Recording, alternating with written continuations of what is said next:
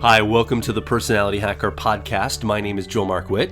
And I'm Antonia Dodge. Today we're going to talk about growth transitions, and particularly the word transitions is what we really want to unpack today and talk about because we think there's some gold to mine. Now, back in podcast episode number 13, we talked about making scary changes in your life. So we touched on this a little bit. But as we were talking today about transitions and the differences in transitions, we were really thinking about the time period of transition itself. So making scary changes, we were talking a lot about, the decision points and all that stuff. And this is more about not so much moving inside of growth levels, not so much moving from like one part of growth to another, like in a developmental level. So this is the actual place where you're between those times. And what does that between time, that space in between look like? Yeah, well, two major reasons why I wanted to talk about transitions in particular. The first one is I got an email from somebody who, in their email, they sounded rather distressed. It was basically an email of like, hey, so I've been listening to your podcast for a while and really like what you have to say. And here's my personal situation, which is that I'm married, I've got kids, I'm in a religion I no longer believe in, and help. Right? Yeah. And I'm like, oh man, I remember being there. I remember that. I remember how painful it was. And the second thing that really got me thinking about transitions is your kids. Like my stepkids, your two boys. Yeah.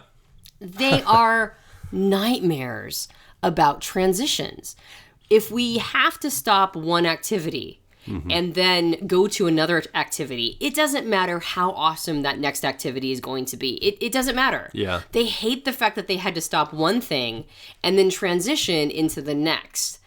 And I thought, man, that is such a fantastic metaphor for adults hating transition. Yeah. We hate it. It feels, when we transition, it feels like we are destroying the thing before, not creating the next thing, not building the new thing. It just feels completely destructive. And I think we get this instinct because transition often is destructive.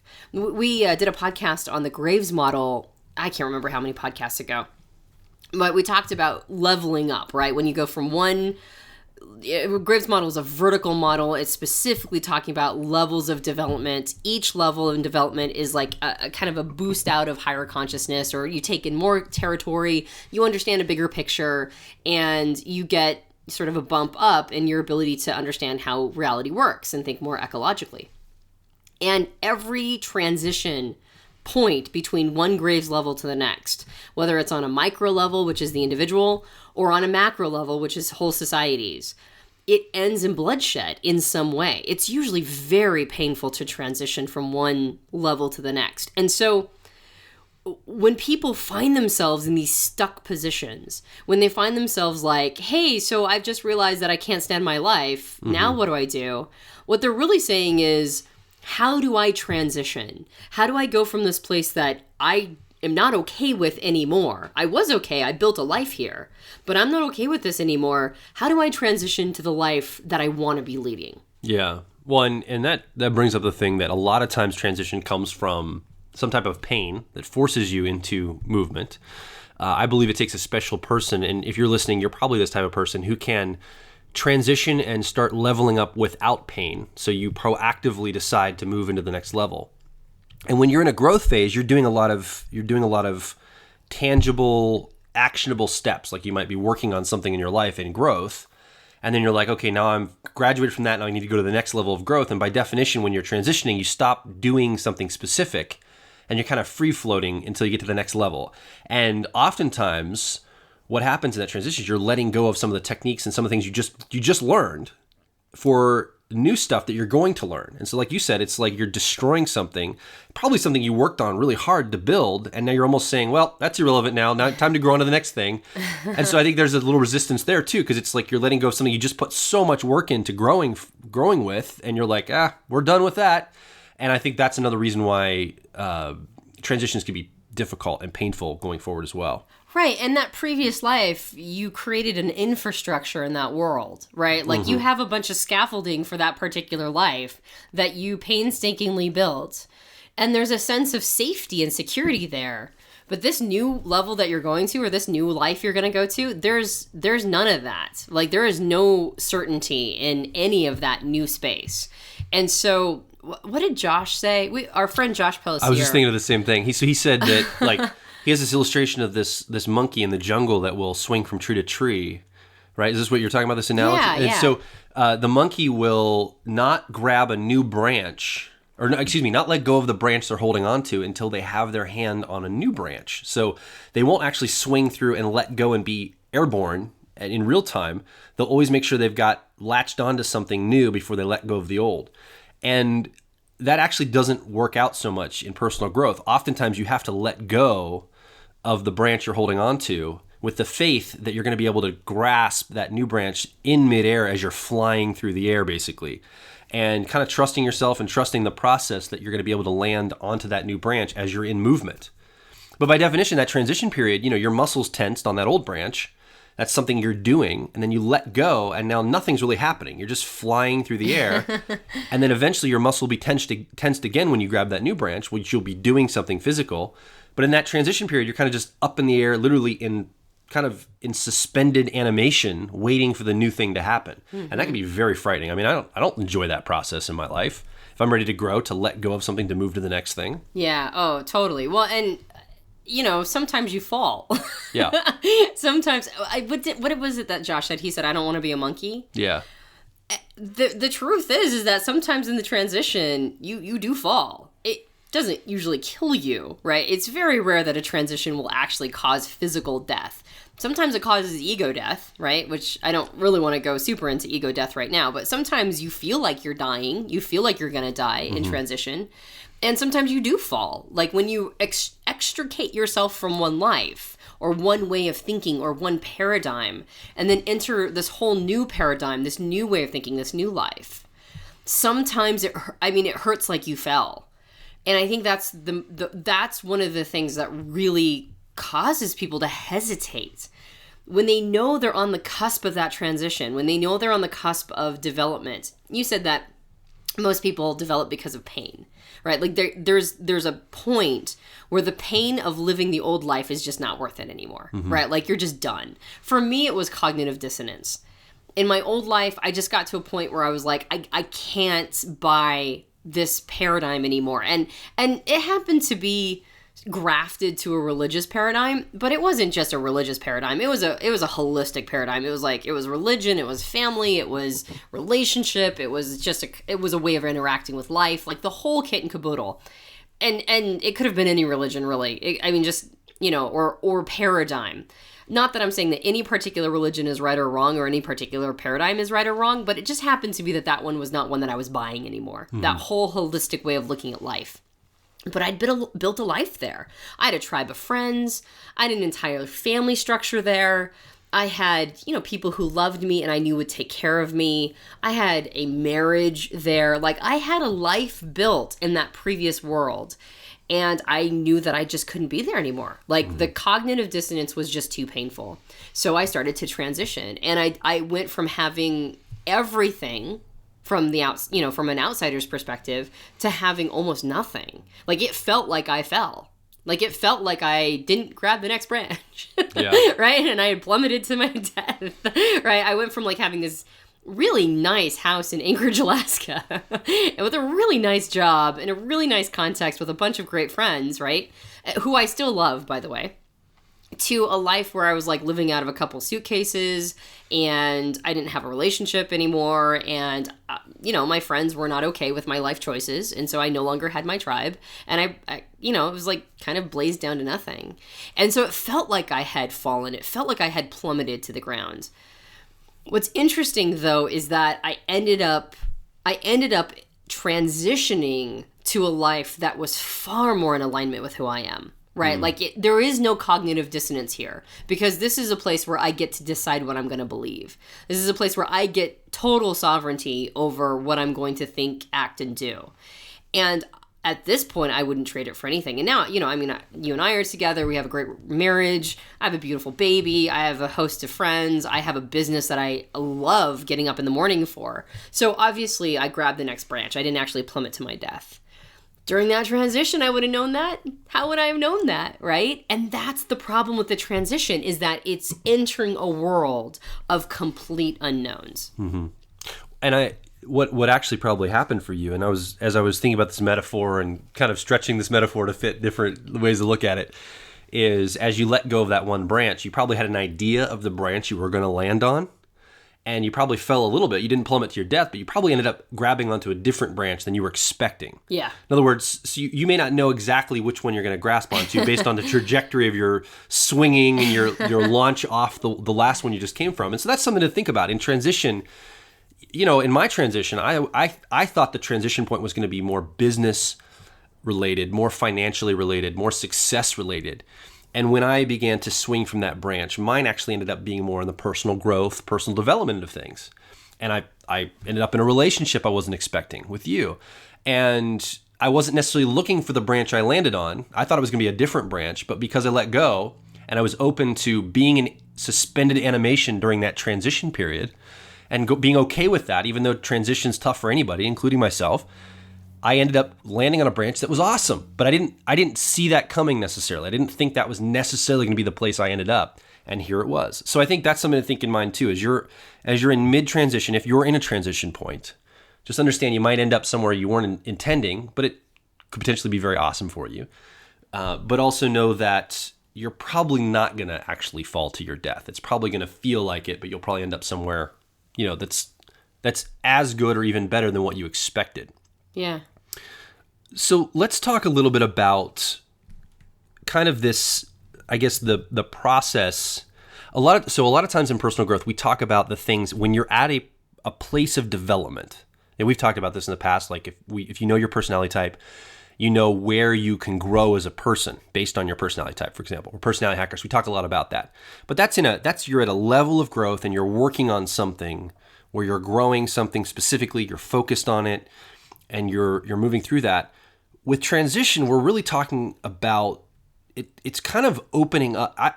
How it looks to me is you're opening up to something that you really don't know the end result of. So you're kind of letting go and you're moving into a space where it's really the unknown. You're charting new territory for yourself in your personal journey. And so I think there's two parts to this. And the first part, as we've talked about, is this idea that the level of awareness that transition is needed in your life is really the first step. Without that awareness that you're at a transition point, like if you haven't come to that place, then obviously you're not going to be transferring to something new. There's no transition there because you don't know you need to transition to something new or to transition in your personal growth. So I think that awareness is really that first step. That's the first place we start as humans, as we're growing, is becoming fully aware that I am at a place, whether it's pain or if it's intentional thought, like, okay, I've grown as much as I can here in this context, I'm ready to go to the next level. I'm aware that needs to happen because I don't think people that are on the cusp of transition are always aware of that. I think that's something that is honed as a skill to be able to identify that. Oh, totally. I think what ends up happening is that people are just miserable and they're not sure why. Yeah. Like the people who end up transitioning based on pain, not the people who are actively growing and recognizing that there is a sort of a master map for leveling up, basically. The ones who are primed to transition to the next level and have no idea that they're usually experiencing it through just utter misery. like they're just done with their current level, and there's no longer the happiness there that it previously got them, and they blame themselves and they think there's something wrong with them. Like, why were they totally okay with this 5 years ago, but they're suddenly not okay? And so there's a lot of guilt and there's a lot of misery there. And I think that there's not a lot of awareness that that's what's going on for them. Do you think it's this feeling? I kind of have this intuition that it's this feeling of surrender. So I know this couple who's having marital problems, and there's all indication that he is not going to get to the place where she feels like he needs to be for the marriage to work. But she's unwilling to complete the relationship and move on to the next phase of her life.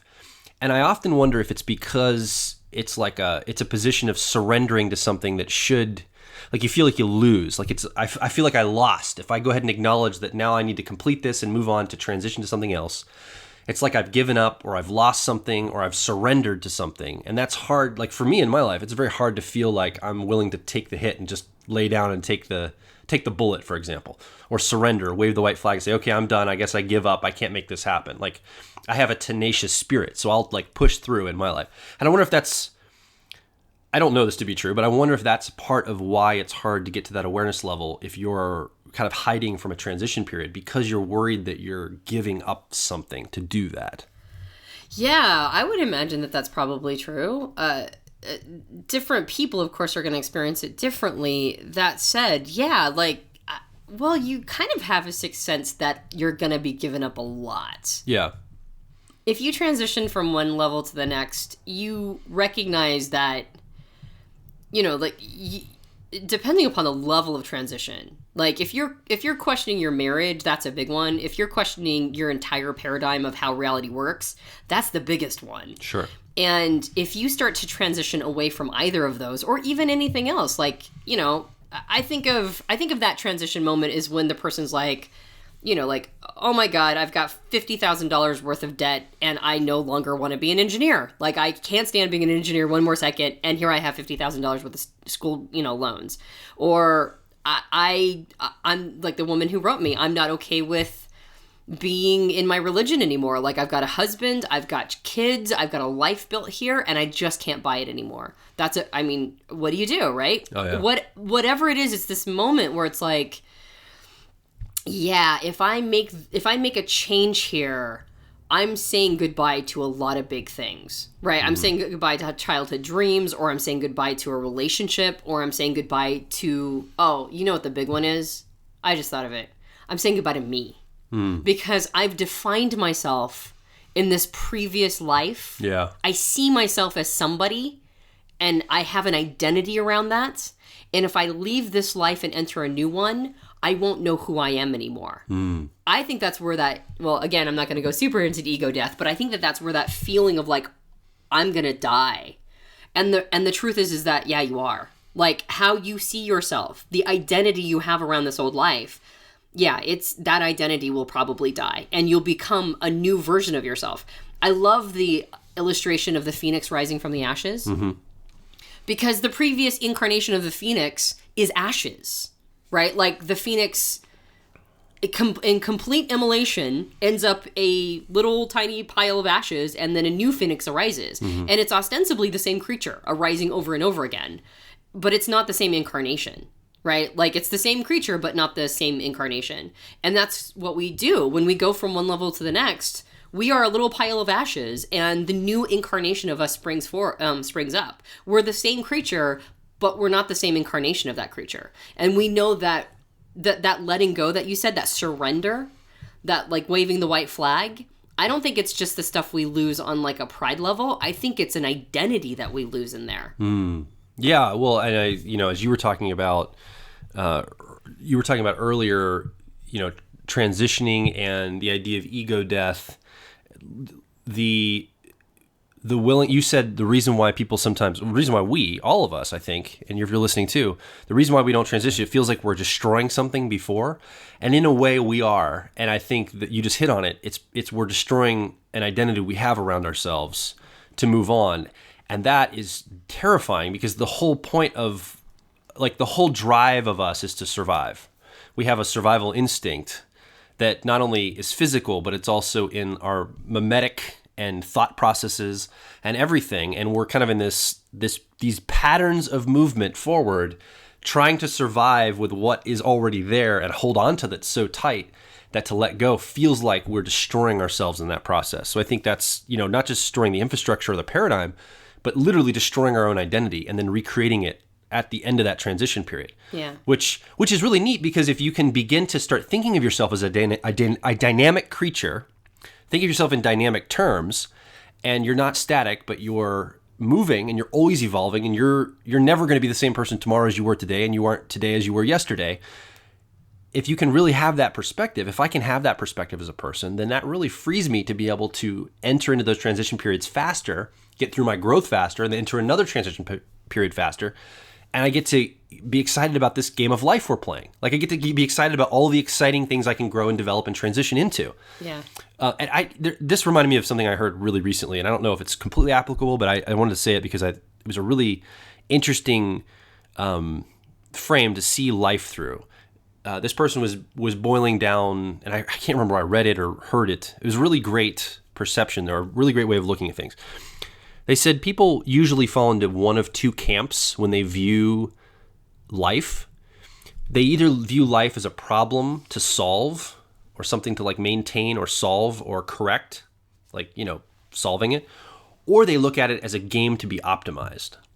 And usually the people that are looking at it as a game to be optimized are comfortable and willing to let go of that branch, enter into transition period of suspended animation, look for the next branch to land onto, and then grow there as well, and then do the same thing over again to grow, because they're looking to optimize this. It's a game. It's fun.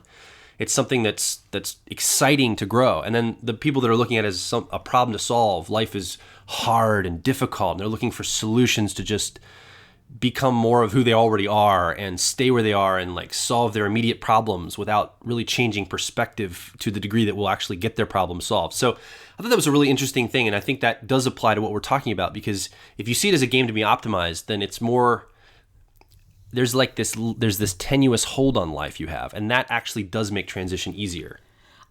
I would suspect that the people who see life as a game to be optimized are people who have already gone through transition and realized that the body didn't die. Like they recognize that they went through a transition period, they survived, things got better, and now they see how it works. And now I know that for me personally, that first major life transition I did was probably the scariest thing I've ever done in my entire life. And now I'm like, hey, that wasn't good, but it wasn't bad. Like I was like, I could do that again. And now, of course, I like to design a life where transition is a part of my life, right? Where I open my arms to the discomfort of those kinds of transitions because I recognize growth opportunities are there. But that one was a hard lesson to learn. And so I would imagine that a lot of us start out with thinking that life is a problem that needs to be solved. And once you go through a major growth opportunity like that, once you go through a massive transition and it doesn't actually physically kill you and things get better afterwards, I could see that now you're sort of birthed into this new place where, yeah, I can be optimized. My life can be optimized. I see how this works now. Mm-hmm. I want to say two things. The first one is, I use the illustration of the phoenix rising from the ashes. It made me think of, the phoenix is a mythical creature, but it made me think of the actual creature of a caterpillar. Mm-hmm. That when a caterpillar builds the cocoon and starts the process of becoming a butterfly, the caterpillar liquefies in the cocoon, meaning it is now just goo. Like it goes from the form of caterpillar into squishy, gooey substance that probably if you squish the cocoon at that point, all it is just goo, and then turns into a caterpillar, and then, not if you squish it, but if you don't squish it, if you leave the cocoon alone, it'll turn into a caterpillar, a butterfly, and now it has form again. Mm-hmm. And I have no idea if that process is painful. I don't actually know that. I haven't read enough to know whether or not that process is painful to liquefy. I can't imagine it feels good. That said, going from caterpillar to butterfly has got to be a pretty good level up, because now you can fly, now you're beautiful. I mean, not that you know that, but there's a lot of good things about butterflies. Yeah. And obviously the caterpillar becomes one, so obviously that's a goal, that's a desired outcome. Mm-hmm. And so for us as people, we have models in nature for how this stuff works. Like we might have to go through a liquefaction period. Weirdly enough, we might have to go through a time period where we are so unrecognizable to ourselves that we're goo, right? And then we become a new version of ourselves. And I think that that's pretty big. And once you've gone through that process, now you realize this is all survivable. Mm-hmm. The second thing I want to say is you were talking about two things. You said the first thing I want to say, and then you said that thing, and then I totally derailed you. So I want to know what that second thing is. Sure. So we were talking about this idea of transition, and really the first step into transition is being aware that you're at a transition point. Because I don't think everybody's always at a transition point at all times. You're ready to level up. You're ready to let go, get into suspended animation, not knowing exactly where you're going to land in your growth. You land there and you do more work and you keep going. So that's the awareness of it. And oftentimes people aren't aware, but when you get to that awareness level, you now have a decision to make. And so I think that was the second point, is not only is there awareness, but then you're fully aware, and now you're presented with a decision whether to act on that new awareness. So I think there are legitimate times when people just aren't aware of that transition needing to happen. However, once you are aware, now there's this, oh crap, I have to raise everything to the ground of my old self, to let go, to be in that transition period, to end up at the new place. I don't know if I can make that decision. Like, I don't think I have it in me to actually pull the trigger on that. And it's going to be intense or discomforting or disconcerting or too freeform for me. I'll feel out of control. And so that's where, once that awareness is there, that decision point, I think, is where, truly entering into that transition period, fully having decided to do it, really shows, I think, strength of character. And not that you're not strength of character if you can't do that, because it is a tough choice to make. Yeah. But it's a choice that even if you're not ready and you can still make it, that shows that you really desire to get to that next place, and that transition is going to be part of it. Yeah, well, and if nothing else, I mean, you could call it strength of character. I see it as an unwillingness to waste life. Yeah. Like I only have so much time, and that's even if you believe in something afterward. I call myself the reluctant skeptic. Like, I would love to believe in something bigger. I'd love to believe in the paranormal. I'd love to believe in all sorts of stuff. And I just don't. I just can't. So I don't. And maybe someday I will, but right now I don't. Right now I just kind of keep everything sort of I don't hold anything too tightly or too loosely. I just kind of it will emerge as it emerges. That said, even if I did believe in something afterward, it wouldn't be this. Like, I only get so much of this. Whatever this is, I only get so much of this. And I really want to optimize it. I really want to make it as awesome a ride as I possibly can. And so if somebody makes the decision to no longer hold themselves back, to no longer, retreat back to a safe space, to be willing to have enough faith in themselves and, the universe, that if they let go of that branch, another one's going to be waiting for them, then what they tell me is that they're unwilling to waste a second of their life as well. Like, as soon as that awareness hit them, which is, this is not okay anymore, whatever that is, right? Like, I'm using the examples of somebody who's losing their religion. I use that example because I just recently got an email and it really resonated with me because that's where I was at. Mm-hmm. Plenty of people make major transitions within their religious context or within their paradigmatic context. That's totally fine too. It's whatever it is that's happening right now for you that is keeping you from happiness, from alignment, inner alignment, from being authentic, from really living as high quality of life as you possibly can. It could be anything. Those people who go, I'm not okay with this. Like, I don't want to live in misery. I don't want my happiness thermostat to be set to low. I want to crank that puppy. I want this dial to go to 11. Yeah. Right? Like, it goes to 11. See, there's an 11 on it. I'm cranking it to 11. Anybody who is willing to do that, I think really shows an authentic, true appreciation of life. Yeah.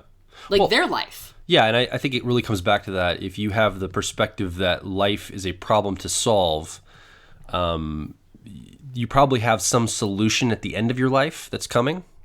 And so if I can just hold still, don't make too many waves, that solution will come eventually, whether that's death or the afterlife or whatever. So I don't want to make too many transitions or movements because that's just going to cause me pain in the midst of just in a holding pattern to solve the ultimate problem of being here in existence in life. But if you're looking at it, like you're saying, as a game to be optimized, you're going to want to accelerate those transitions and that growth as fast as possible because that's all you're doing while you're here is optimizing. So why not get on it and make it happen? So I think there's that the onus is to move faster if you're looking at that perspective a little bit.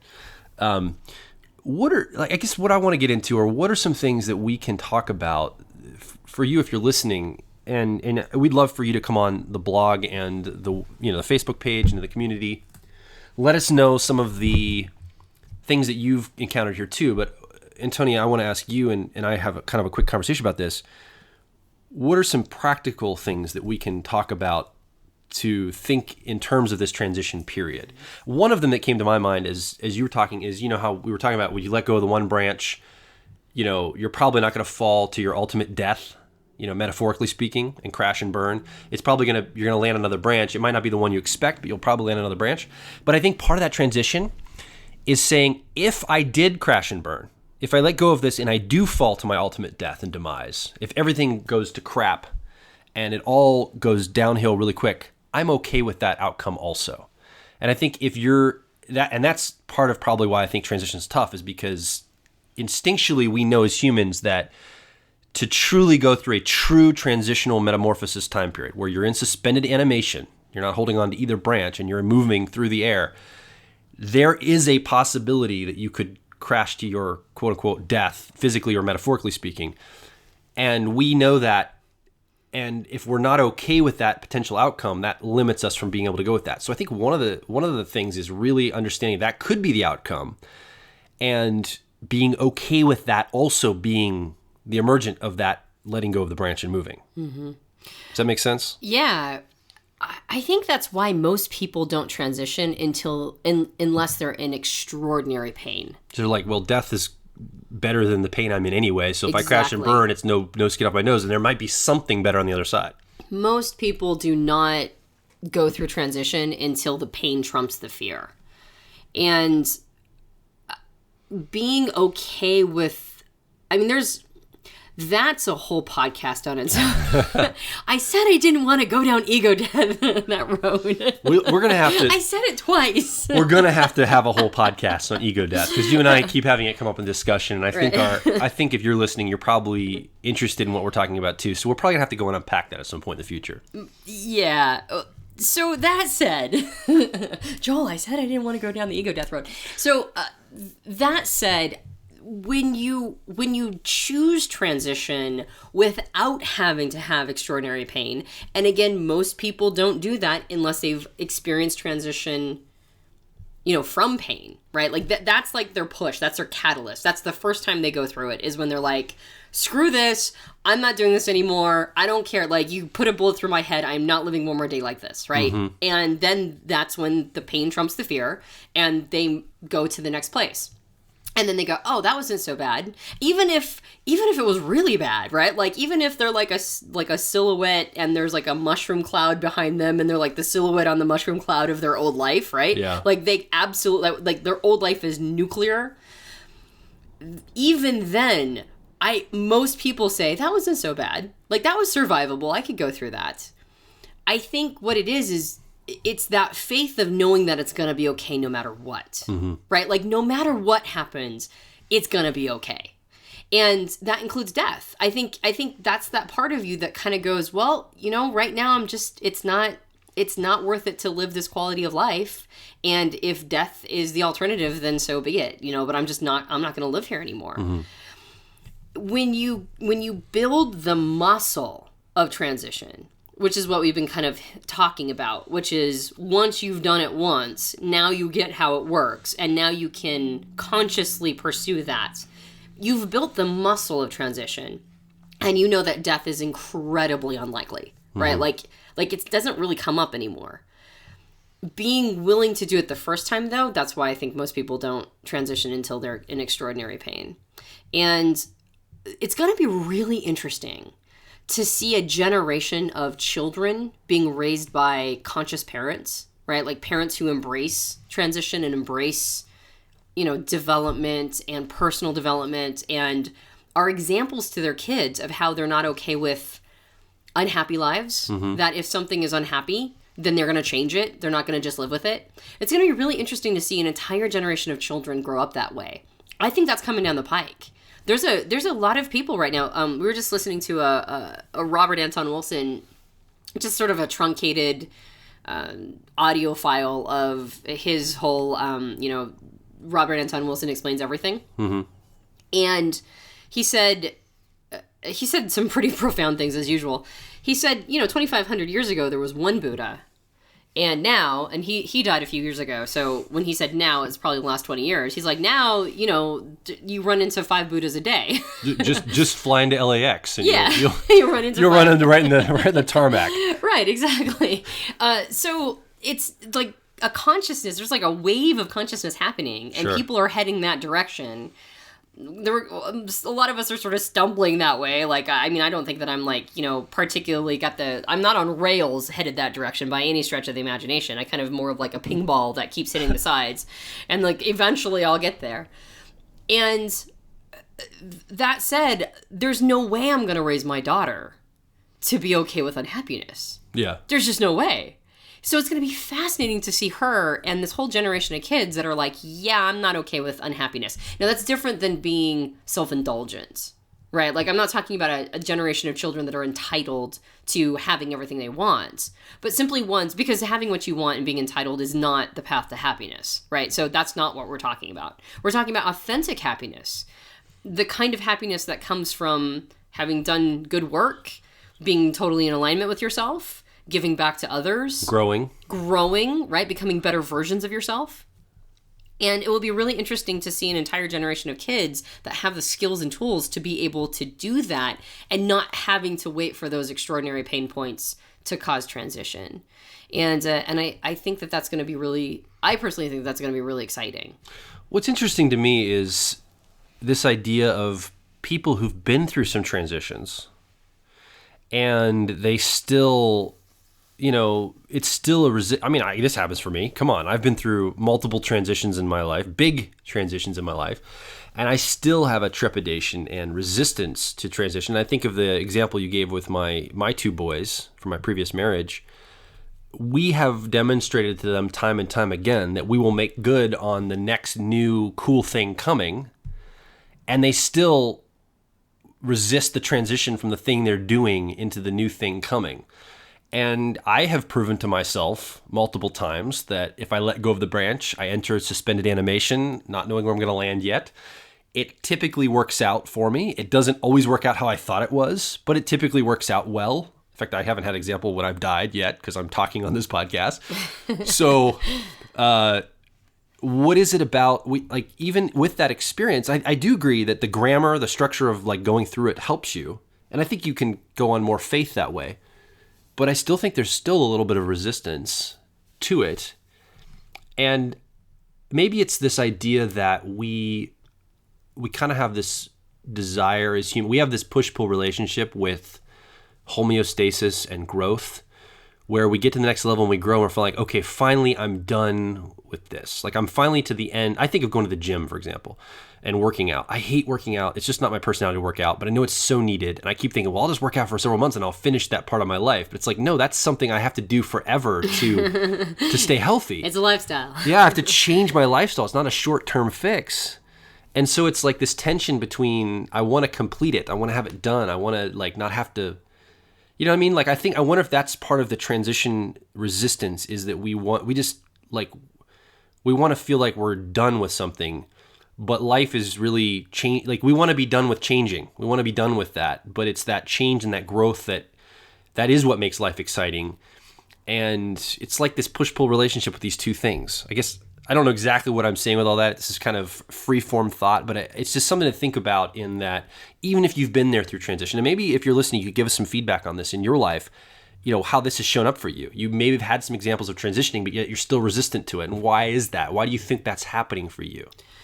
Yeah, well, I think, I used the phrase earlier of build the muscle of transition. Yeah. And I think that's how, at least I see it. Like, you going to the gym is exactly the same metaphor that I would have used, only I would have said the people who are, gym rats, the ones that enjoy going all the time are the ones that have learned to enjoy the soreness afterwards. Right? They love the results so much that the resistance, because, what is lifting weights? It's called resistance training. Yeah. Right? Like you're pushing against something. You're pulling against something. Right. Like it's hard by definition. And that must be why I don't like it. Yeah. Yeah. And, you're doing resistance training and afterwards you're always sore. and yet you love the results, and you love the feeling of that soreness because you know that it's going to get results. And I think that that's what ends up happening when you build the muscle of transition. You build the muscle of knowing that even though it's painful by definition, even though you're going to say goodbye to a previous incarnation of yourself, even though you might not everybody will make it through, as in like when you get to this next phase of you might lose some people. Like you might not have the relationships you had before. You might lose parts of yourself. You might lose entire perspectives of reality. And yet that's part of it. Like that's part of the burn. And you know that when you get to the end of it, it's going to feel really good, or at least you're going to love the results. Yeah. So I think that that's over time, the more you do that, the less the transition is painful in like a very real way. It's more painful in like a, yeah, I did good. You know what I mean? Like I'm loving this pain. This pain is good because it means that I'm going to get a result that I could have never got without it. So what's interesting about what I just said as you were talking came to me is this idea of I want to be finished and I want to close a loop. I want to be done. And so I got two things. That's called death. It's coming fast enough. Well, what I mean is, but so two things I want to say about transition is, as you're talking, this came up for me. The first is that actually, the more I think about it, when you decide to transition, you are closing a loop. You finished working on something. You finished growing to some degree. So actually the thing that I'm fearing through transition is the very thing that's actually happening. And maybe what's happening for me is I'm fearing closing that loop because that open loop means I get to stay where I'm comfortable. So it's actually not wanting to close a loop. It's actually fearing closing a loop. So I'm actually flipping it on the reverse of what I said before. That's a good perspective shift. Is potential. Yeah. So maybe it's that. It's that I'm afraid, well, if I move on, if I transition, then that means by definition I've closed the loop of growth where I'm at now and I've finished that. Well, that means like I hate finishing a book, almost. Like I don't want to, I'm enjoying the characters in this book. I like it. I want to keep reading, but it's over. So I've got to close it and go on to the next book. And I don't know what that next book's going to be. That next novel I'm going to read is going to be. So it's that potentially. And the other thing for me, for example, is when I'm in a transition period, oftentimes I'm a how to get to action type person. And when you're in suspended animation, you are by definition in suspended animation, meaning you're not doing anything. You're just like, picture like a slow motion, like flying from one branch to the other in slow motion, like, those slow down Matrix style cameras. Yeah. And bullet time. Yeah, bullet time. And I'm just flying through the air and I'm not really in action necessarily, specifically speaking. So there's nothing to really do. And as a person, for me personally, that likes to I want to grow and I want to be working on something actively, being up in the air and kind of just floating is difficult for me to feel comfortable. And so I resist the transition point for that as well. That is where I run up against like, oh, I don't want to transition here because I feel like I'm going to be just suspended into nothing or no man's land. Right. And for me, I think the scariest thing about transition is that there are parts of me that I really like from previous transitions. And I might not want them to change. Like, do I get to keep that stuff? I don't know. I think another piece of it is that I have lost really important relationships. Relationships that were super important to me in the past. And every transition means that, there might be a relationship that gets lost. And that's scary.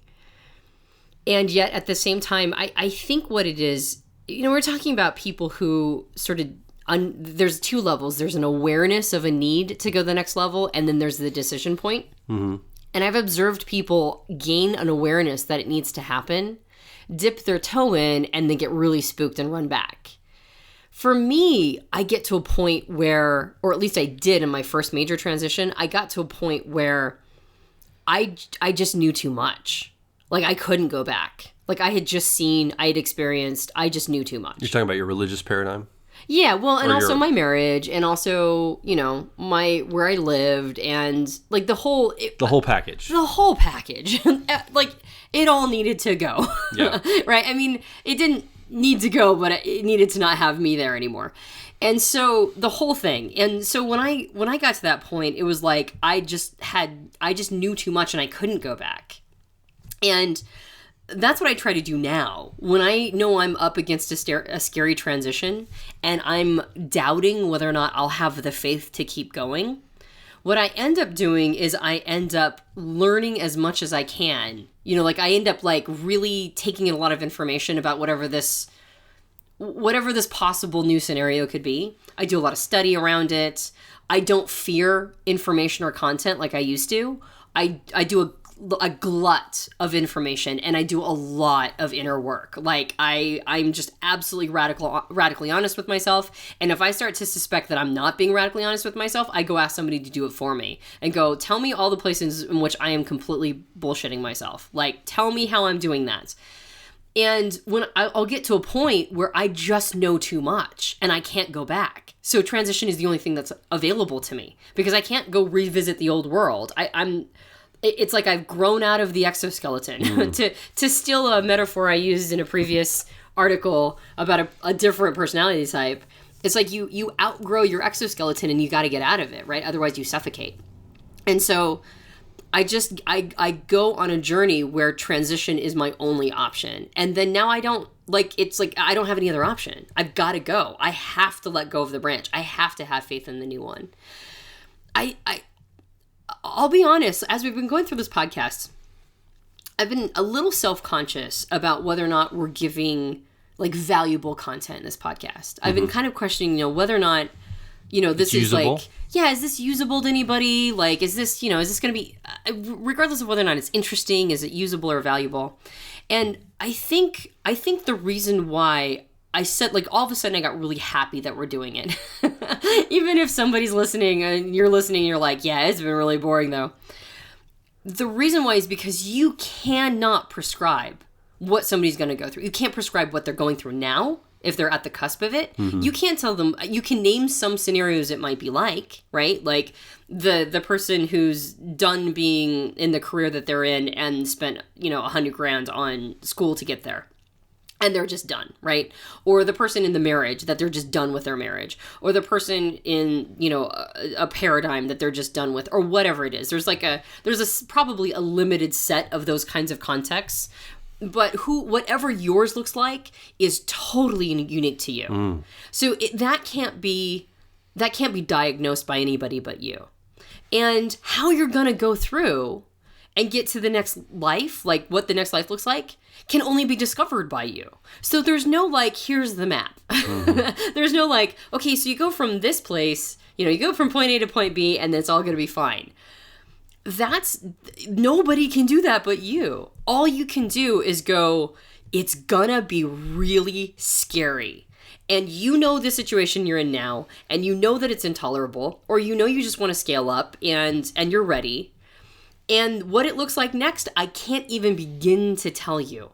All I know is it's totally worth it. That's all I know. All I know is it's completely and utterly worth it. And we've just spent 45 minutes talking about how scary it is and how worth it's going to be in about 10 different ways. We talked about how scary and how worth it and how scary and how worth it. And that's all you can do. It's like when I wax my upper lip and I hate doing it. And I'm French, so I gotta, right? And I put the wax on in the little strip, and to pull it off, I just gotta brace myself. Every single time, I just let this intensity kinetically spread through my body until I'm ready, and then I go rip, and I'm like, okay, it's over. And now I'm now I have this beautifully clean upper lip. So it's that's transition. You can't diagnose another person. You can't tell them where it's going to end, right? All you can do is say, it's going to be difficult, brace yourself, and then it's going to be awesome. Yeah, and as you're saying that, one more observational thing came up for me, and then I've got something else kind of more prescriptive as far as this goes, or some advice. But I can't. Well, you'll hear how it's going to go. So as you're saying this, you were talking about how no one else can really know how yours is going to go, and we keep talking about ego death, and eventually we'll talk about a podcast on this. But it really brought me back to that whole point of these are just like death. You pass through the death door by yourself. It's a solo event. No one else is going to die with you. They might die alongside of you, but But the death process, the death experience at the end of your life is going to be very personal to you, and you're the only one that's going to experience your own death as far as we can tell as humans. I mean, as far as we know right now, you're the only one that can experience that. It's going to be very personal, very solo, very private, just you. And this transition, as we're talking about transitions, this metaphor of death keeps coming up, and raising your old life to the ground and starting something new and kind of being in suspended animation.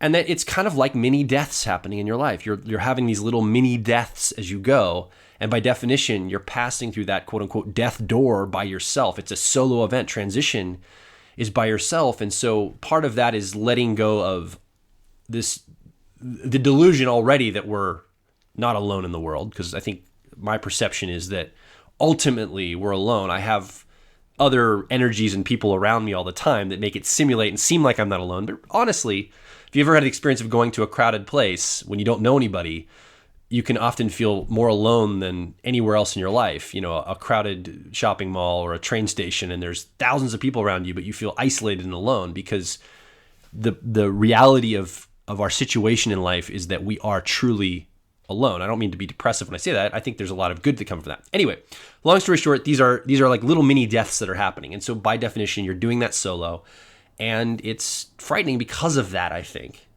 And the prescriptive or the thought around it is, as you're growing where you are now, before the transition, building the skill, and you talked about muscle memory of transition, and I think what it is actually, it's, my dad used to tell me when I was a kid, he's like, what you learn is not as important as how you learn how to learn, right?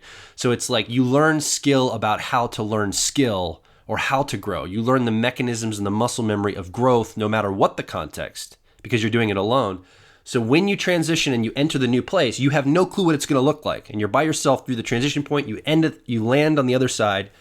But hopefully, the thing you can do before the transition is build the skill of how you grow when you get over there, whatever that looks like, in the current context you're in. Build as much skill doing that as possible, so when you're there, you can grow on that end too.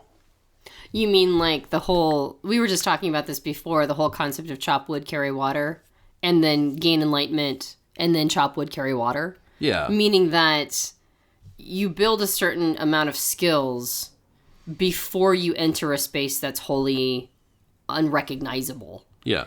And then when you get through that experience, you still have those skills with you. Yeah, and they might look different. Yeah. They might manifest themselves differently, but you have built, for example, something simple like discipline. If you're disciplined, you can get up in the morning and show up to someplace at work on time. Let's say you could go through a transition time period of where you get a lot of wealth or you transition to some other type of format, but you have that skill. If you ever need to rely upon that skill set, that discipline you have, you'll have that in your repertoire to pull out at some point. Yeah. When you get to the other side. Yeah. Little things like this. Totally. That's a great piece of advice. The other thing that I would say, now that I've said that I can't actually prescribe anything, here's my prescription. So the other thing I would say is that to go along with you're ultimately alone. However, like you said, we are energies that impact each other. Like we are energies that sort of bump up into each other, and we have people in our lives that negatively or positively impact us. Mm-hmm. And so if you are about to make a major transition, like sometimes you got to do it alone. Sometimes you got to do it all by yourself, and there will be nobody there to catch you, or nobody there to create a safety net, or nobody there on the other side. However, I've noticed that oftentimes the universe will provide at least someone. Mm-hmm. The universe will often provide something for you to gain comfort from. So if you can, find people who are supportive of your journey. Sometimes there's not anybody. When I went through mine, I was one of the most supportive people was somebody who's going through the exact same thing that I was going through. Not exact, but close enough. And so we supported each other, even though neither of us knew how it was going to look on the other side. But that support structure of two of us going through that of course obviously formed a bond that was very important for the rest of our lives. But that was really that got both of us through. And so that person wasn't like holding their hand out to guide me to the next limb or branch. But that person was at least doing it with me. And so we're like, You're ready to let go? Okay, ready. Let's go now. Jump. Like you said, you can do it at the same time. So whatever that looks like, whether it's somebody who's doing it with you, somebody who has gone through the process before, maybe it's a series of podcasts or books or resources or materials or stories or biographies, whatever it is, find something that can help create some comfort, legitimate comfort through the process of knowing it's going to be okay. Yeah. And it brings me back to the point I said earlier about other people, are around. You are ultimately alone in life. The people you were born around probably aren't going to be the people you die around, because you've transitioned and you've brought new people in your life and you've let go of old people. Your parents are probably dead by that point. Usually, it's typical. So ultimately, we're alone. But like you said, there's energy. There are people in life, and there are communities, and there are support structures. And I think you can't enter a transition period of suspended animation with somebody, but you can be in suspended animation and maybe wave to them in their own suspended. You can still see other people in their transition periods. Yeah. So it's not like you're blind. Right. When I say you're alone, I'm just saying that you're the only one that can let go of that branch. No one else can do that for you. Yeah. No one else can grasp the new branch because they're doing the same thing on their end. So that's what I mean by alone. I don't mean like you're isolated and you have nobody at all. Right. But you do. So you can see other people in that, and you can encourage each other. Hey, grab that branch as you're flying toward it or whatever. Yeah. And I think that's what I meant more. So I don't want to be too depressive and like, oh, it's all alone. You're gonna die alone. Everything's bad. That's not what I'm trying to say by that. I just want to be very clear. I just mean that you're the only one that can make that choice to enter transition. Yeah, absolutely. And having said that, come over to our Facebook page because there are other people at facebook.com/personality hacker. Letting go of branches. Letting go of branches, entering suspended animation, making big transitions. And you need to be a part of this community. If you're listening to this podcast, you need to be around people who are of like mind, who want to grow, who think like you, who can discuss issues like this, who can be a part of your journey. And instead of going, oh, no, don't let go of that branch. When you let go, they start cheering from the sidelines and encourage and support you. And those are the kind of people you want to surround yourself with. Those are the people I want to surround myself with. So if you're that type of person, I want to see you, and Antonia wants to see you over on our Facebook page, engaging in the community, the Personality Hacker community of like minds and growing people. Totally. I want to make one more plug. Actually, I'm going to make more than one more plug, but I'd really love for people to rate the podcast. If you have the ability, if you have a couple minutes or a couple seconds or however long it takes, if you could go to iTunes and if you could rate our podcast, we would be ever so grateful. Let us know how we're doing. We love feedback. We would love to know what you would like to hear in future podcasts. We'd love to know how we're doing. We'd love to know if you have any specific kind of feedback that's, constructive criticism or just, absolutely raving fanboys. Either one of those are totally fine by us. So please, please, please go rate the podcast in iTunes. How you do that is through the iTunes app that would be on your computer. Like, the actual app, you would go and log into iTunes using your Apple ID, whether it's on a PC or Apple computer. And then you go surf to the actual podcast and you can make notes or make a comment and give it like a star rating and stuff right through the application. I don't think you can do it online. I might be wrong, but I think you actually do it. You mean on your iPhone? What I mean through online is I don't know if you can go to a web browser and do it. I think you actually have to use the iTunes application. Yeah, I think. And it might work through the phone also, but you have to use the application itself, not just on the web, like on the cloud, basically. Yeah, I think you're right. But if people would be willing to do that, we would. I mean, I'm just giving a how-to. I'm all about action. You are get awesome. Down to action and I would sigh with delight. You also can find us over at twitter.com/personality hack. HACK, and there's a growing community there. You said you wanted to do more plugs than just that, so I want to give you an opportunity to say. I mean future plugs. Oh, future plugs on other podcasts. Yeah, I'm probably going to keep saying it until people are so tired of me saying it that they're just like, oh my gosh, and they go do it just so I'll shut up. Well, okay. And of course, you can find us on our website, personalityhacker.com, where we've got articles coming out all the time talking about personal growth through the lens of using your personality type to grow as a person, and obviously more podcasts. We'd love to hear from you, know what you're interested in, all that. So my name is Joel Markwitt. And I'm Antonia Dodge. And this has been the Personality Hacker Podcast on transitions. We'll talk to you on the next episode.